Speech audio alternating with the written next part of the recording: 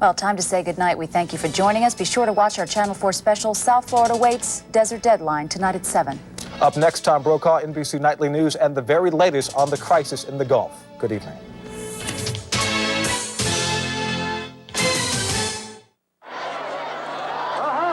Iraqis pour into the streets of Baghdad to support Saddam Hussein. As American Marines move up and dig in, the countdown is short and getting shorter. They're motivated, they're scared, but they're not scared to the point where they're not going to be able to do their job. This is NBC Nightly News with Tom Brokaw, reporting tonight from NBC News headquarters in New York. Good evening. Two men, one in Washington, the other in Baghdad, backed by two mighty military machines, are now in a short countdown to a showdown that seems all but inevitable. NBC's John Cochran is with the man in Washington. John, President Bush, when midnight comes tonight, what does he do? Tom, there apparently will be no immediate order for an attack. His aides say that at midnight, the president expects to be sound asleep. President Bush was a study in cool, calm control today, in public at least. Despite the Gulf crisis, Bush met with economic advisors, where he was asked about his mood. My mood? Not a statement, no question.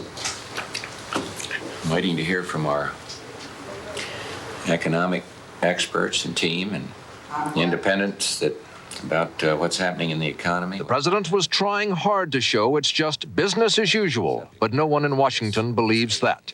At a private briefing for senators, Defense Secretary Cheney said he sees no reason to delay an attack.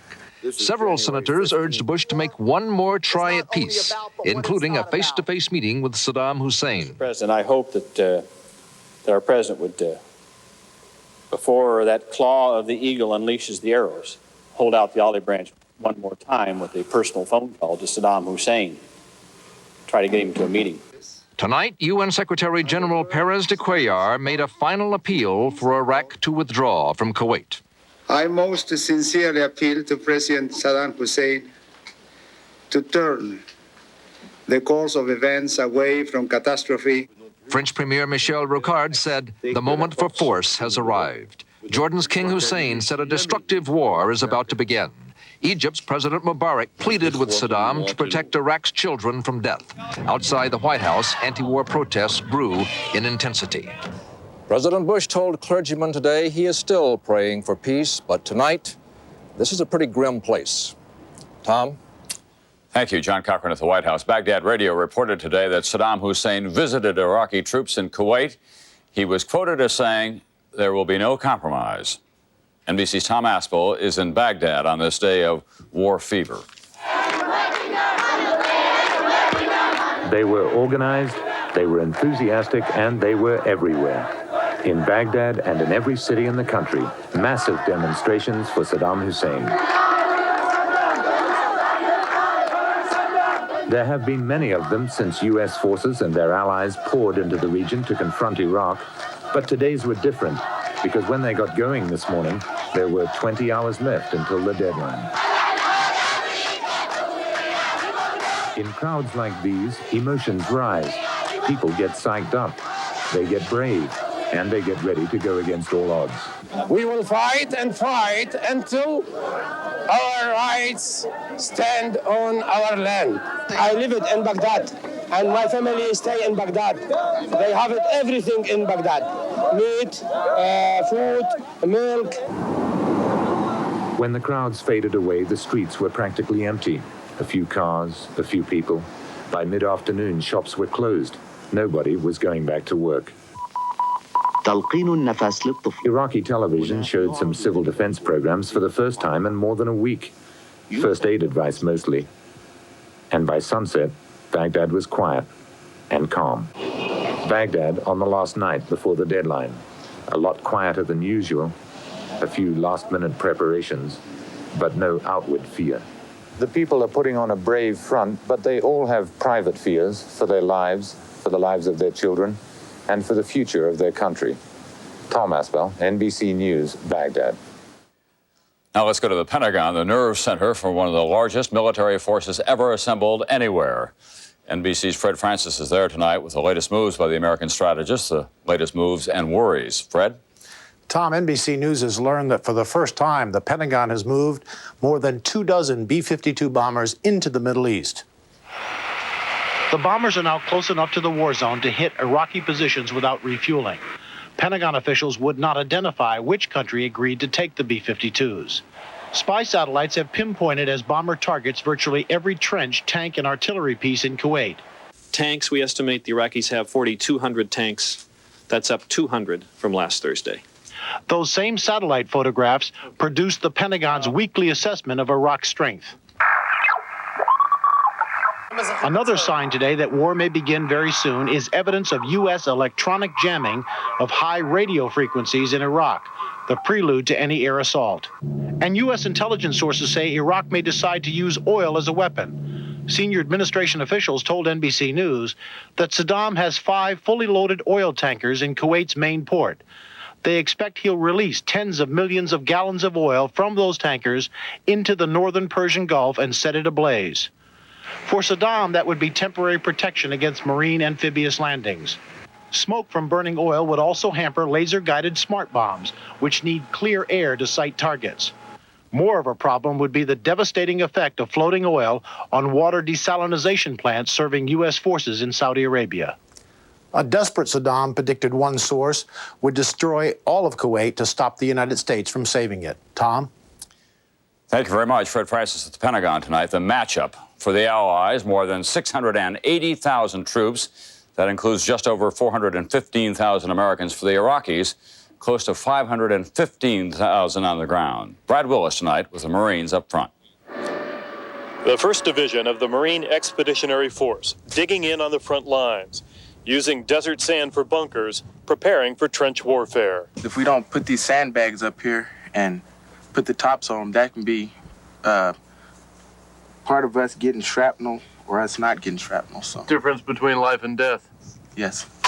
The men are tense, on constant guard now, convinced that bombs will soon begin to fall. Hopefully we keep bombing until we can step in and basically be a mop-up unit for us troops.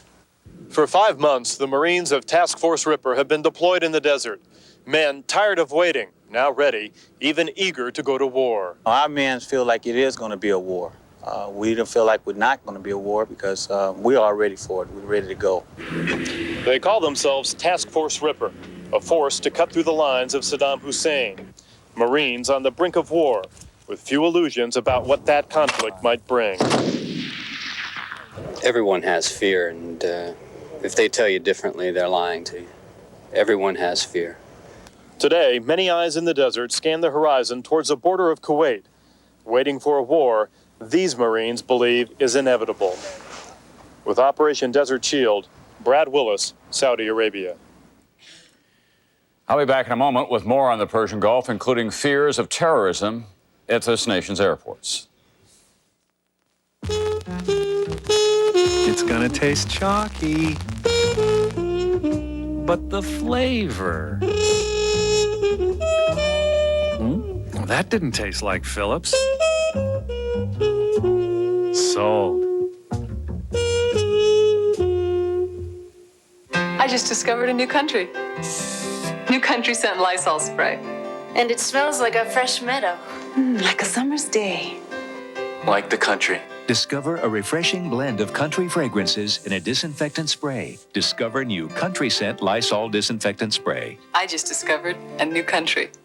What would it take to get you to change from Advil or Tylenol? How about new Bear Plus? Bear Plus has Bear Aspirin for powerful pain relief, to bang back headaches, and Stomach Guard to help prevent stomach upset. So bang pain back with new Bear Plus, the wonder drug worth changing to. It's tough on pain, gentle on your stomach. The assassinations of 2 top PLO officials in Tunisia today brought rage in the Israeli-occupied territories. Israeli police killed 3 Palestinians today. NBC's Martin Fletcher has more tonight.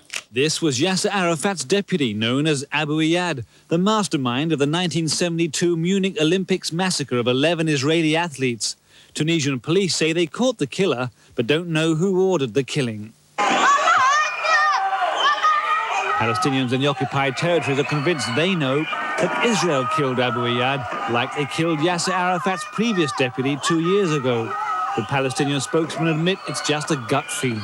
they stand to gain from this murder because of the chaos, confusion that it creates. Palestinians buried those killed today in demonstrations of rage, while Israeli spokesmen denied any responsibility for killing Abu Iyad, pointing the finger at Palestinians. The killer was a former fighter for Abu Nidal, the Palestinian terrorist who swore to kill Abu Iyad. How he was hired as a bodyguard for Abu Iyad is a mystery. The PLO has a sordid tradition of butchering each other, resolving, as they call, policy disputes with hatchets, bombs, and guns trained at each other. Nobody is saying who ordered the assassination of the two PLO leaders, but because the PLO promised to help Saddam Hussein carry out acts of terror against the West, one thing is sure, that the wave of terrorism Iraq promised, if attacked, will be less effective. Martin Fletcher, NBC News, Tel Aviv. Still, with such uncertainty about terrorism, security has become the watchword all over this country, on the ground and in the air. More now from NBC's Robert Hager. Airports today tuned metal detectors to more sensitive settings and used secret profiles to pick out more passengers than ever for in-depth searches, not only of carry-on items, but also baggage being checked. One airline, Pan Am, today began refusing to accept baggage at curbside, even on domestic flights. Others will do the same shortly. Many airports drafted local policemen to beef up patrols of airport hallways. In Miami, guards began using dogs regularly for the first time. At Washington's National Airport, a foreign student was suddenly surrounded by 4 security guards after he innocently left a bag unattended in a lounge area for a few minutes. At Dulles Airport, a truck was positioned to quickly tow any car left unattended at curbside. In Los Angeles, luggage was being x-rayed before passengers reached the check-in counter. We're taking a much closer look at the luggage that we are screening, and we're screening everything that comes in, including hand-carried items, just to make sure. NBC News has learned the Federal Aviation Administration's current plan calls for stepping up security in 4 stages. Stage 1 went into effect days ago, Stage 2 over the weekend. Today, that was advanced to Stage 2A. Stage 4 would bring the toughest security ever. And tonight, the Justice Department said it will stop and screen many more foreign passengers as they arrive at U.S. airports. Not just Iraqis and Kuwaitis, but now many others as well. Robert Hager, NBC News, Washington. I'll be back in a moment with 2 senators on either side of the decision to go to war. Eggnog, mashed potatoes and gravy, Santa cookies, Aunt Wilma's bundt cake. The average American turkey can gain 4 to 7 pounds during the holidays, candy canes, and you're probably one of them. Sweet potatoes. So include the Kellogg's Special K breakfast in your New Year's diet. Balls, dip. And get the scale moving in the Nuts. right direction. Fruitcake, fruitcake, fruitcake. Kellogg's Special K. Lose the holiday fat. Even though you're watching your cholesterol, you can still bring out the best. Hellman's Cholesterol Free. Bring out the smiles. Bring out the ooze. Bring out the rave reviews. Bring out the yays. Bring out the praise for the one best mayonnaise. Bring out the Hellmann's and bring out the best. 94% saturated fat-free, Hellman's Cholesterol Free. Sinus pain, sinus pressure, it really hurts. Sinutab combines Tylenol's painkiller with Sudafed's decongestant to work better than either one alone. It stops the pain. Sinutab stops sinus pain. Honey, we've got to talk about the 4 juice glasses. I know, hon, because Sunsweet prune juice has more of 7 important vitamins and minerals than these other juices. Oh, that's my point, Dave. No, honey. Your point is Sunsweet tastes great. Thank you. Like everyone else, members of Congress are waiting and wondering tonight. Joining us once again now, Senate Republican leader Bob Dole, wounded and decorated veteran of World War II, and Democratic Senator Bob Kerrey of Nebraska, wounded and decorated veteran of Vietnam. Senator Kerrey, let's begin with you. You oppose the idea of force in the Persian Gulf. Now that it has been granted, are you prepared to close ranks? Yes, I am, although I must make it clear I don't oppose the use of force. We've used a considerable amount of force to contain and completely isolate Saddam Hussein. I just believe it's a mistake to threaten Iraq with a war because now we find ourselves in a position of having to carry out the threat. And Senator Dole, if this war goes on for a while and body bags begin to come home, as inevitably they will if there is military action, do you think that this country will lose its political will? Oh, I think it'll decline very rapidly, but I think the important thing now is, as Senator Kerry has said, we are united. We're speaking with one voice. We support our commander-in-chief and the young men and women in that area, and I believe Saddam Hussein, by now, must have that message. What about the rest of the world reaction, however? The Iraqis are making it easier for journalists tonight in Baghdad to get their reports out. They're guaranteeing international phone lines, making satellite phones available. And if there is a great loss of Iraqi civilian life, won't that make it difficult for the United States? Senator Dole? Yes, I think it's going to make, if there are innocent people killed, it's going to make it difficult, let's face it. But on the other hand, that can be avoided if Saddam Hussein, who still has plenty of time, would send the right signal to somebody, the Saudis, the Egyptians, the United States, whoever. It's up to him. I think it's right now, the ball's in his court. Senator Kerry, you've been in combat. The president, if he makes this decision, we're told it could be a very short war, but it almost never goes as expected, does it? No, it doesn't go as expected. In fact, you can almost count on Murphy's Law applying in this one as it has in every single other war. I mean, you just cannot forecast it. In fact, the impact upon the Arab world is perhaps been the least discussed and maybe the most important issue of all. Senator Dole, however anyone feels about the decision to go to war, I think everyone agrees that it's a terrible price to pay. How must this country change once the military action is over? Well, then we've got the big questions to address. What's going to be our role after that? How we can heal the wounds and take care of, in the event of war, those who've been made the supreme sacrifice, who've been wounded, their families. It's going to be a long, drawn-out problem if, in fact, we have war. I'd rather be on the positive side and say if we have peace, it's still going to be difficult, but it's not nearly as difficult. Any doubt in your mind tonight, Senator Dole, Senator Kerry, that in fact there will be military action? Senator Dole first. Well, I've been searching around all day to find some clue. I'm not certain. I hope not. I mean, I'm not ready to say we're going to war. I think as long as there's time, there still can be some hope. Senator Kerry? Well, I have no idea. I simply hope and pray that the president will choose not to go to war. Thank you both very much. In a moment, the mood of America as the deadline nears.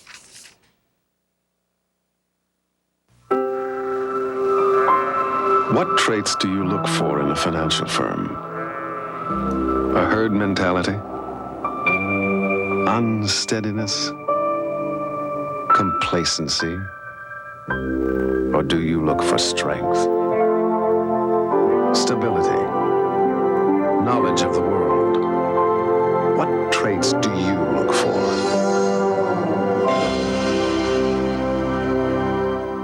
So you claim you were getting your oil changed at your GM dealership. Is that correct? That's correct. And how long did this take? An hour, hour and a half. Really?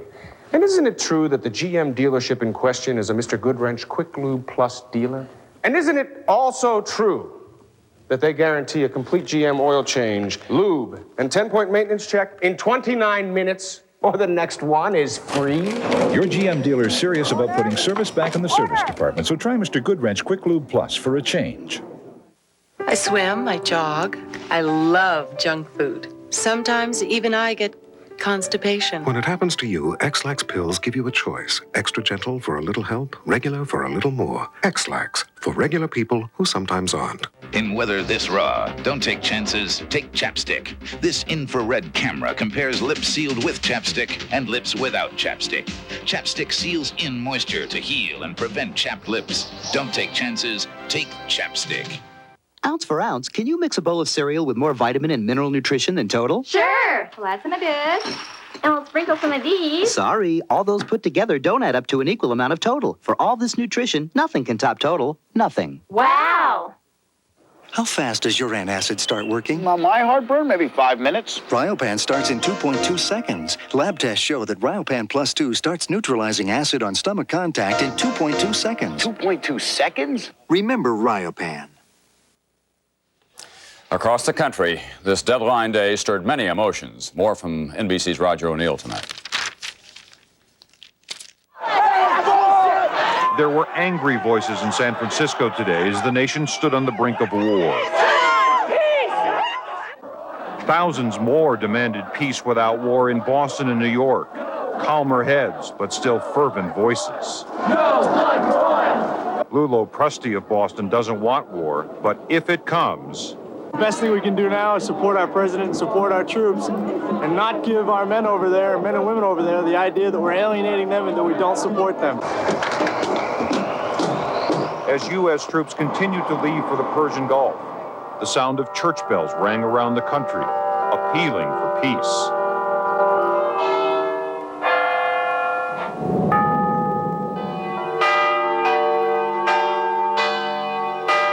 The vivid horror of a war in the jungle is still too strong in the mind of Pat Walsh to support a war in the desert, but too emotional for this radio talk show host in Denver. That doesn't make you an expert on warfare or geopolitics, does it? In this room it does. I'm the only one who's been there. You'd like to get back in the Marine Corps? Okay, how long have you been out? At a Marine recruiting center in Boise, Idaho, some Vietnam veterans are signing up again. If I can make a small contribution and help out where I'm needed, then so be it. The need for blood is a contribution Atlantans are making. The Red Cross has been shipping 1,000 units of blood a week to the Persian Gulf. Support is usually harder to find than dissent, and it usually comes in quieter, smaller doses. But it is there, in Knoxville, Tennessee,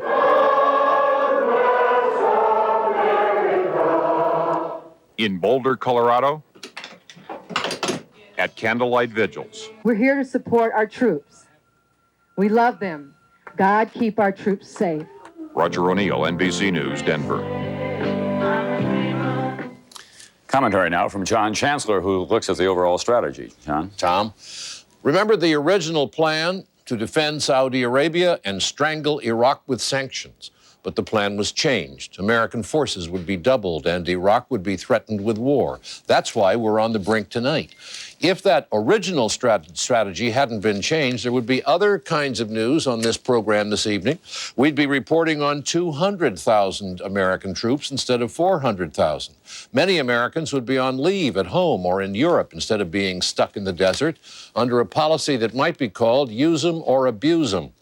If the strategy hadn't been changed, we'd be reporting on an alliance against Iraq that was sticking together instead of cracking apart because of fear of war. There would be no fear of war tonight because of the sanctions, which, of course, are already crippling Iraq. Its economy is sick and getting sicker. It faces a total loss of cash reserves in about 60 days. Iraq's oil industry and its military industry will be out of business in 6 months. The readiness of Iraq's Air Force will be seriously degraded in 2 months. Its armored divisions will be suffering serious spare parts shortages by September.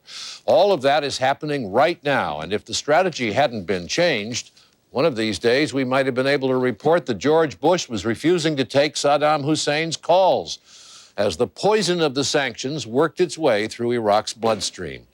Instead, the next thing we'll probably be reporting is that the United States has gone to war. Tom? Thank you, John. For America's fighting men and women on duty in the Gulf tonight, the deadline means the waiting soon may end. More on that now from NBC's Mike Betcher. The path to general quarters aboard the old battleship Wisconsin had been well worn by their predecessors, the sailors of World War II and Korea. A generation which will remember the name Saddam and the date January 15th was following the same steps to battle stations. Left standard rudder! Unlike combatants in past wars, these sailors could count down the hours that separated them from possible conflict. You have a time to desensitize yourself as to actually what could happen. To go up there and push that button to actually launch a Tomahawk, there's some emotions given in there, but when the time comes, we'll all do our job. In almost 6 months in the Persian Gulf, they have not fired a shot in anger, but they are weary veterans of the long wait. When this day ends, they expect an answer, war or peace. Already, fresh faces from stateside were replacing a small group of grateful 5-month veterans of the Saudi desert. I'm going home, home sweet home to the USA. There's no place like home. In one sense, the new men could be fortunate, even though they arrived here on deadline day. They may have only a short time to wait and wonder. Mike Betcher, NBC News, Saudi Arabia. Back in a moment, one town and this Gulf crisis. The Accord 4-door sedan.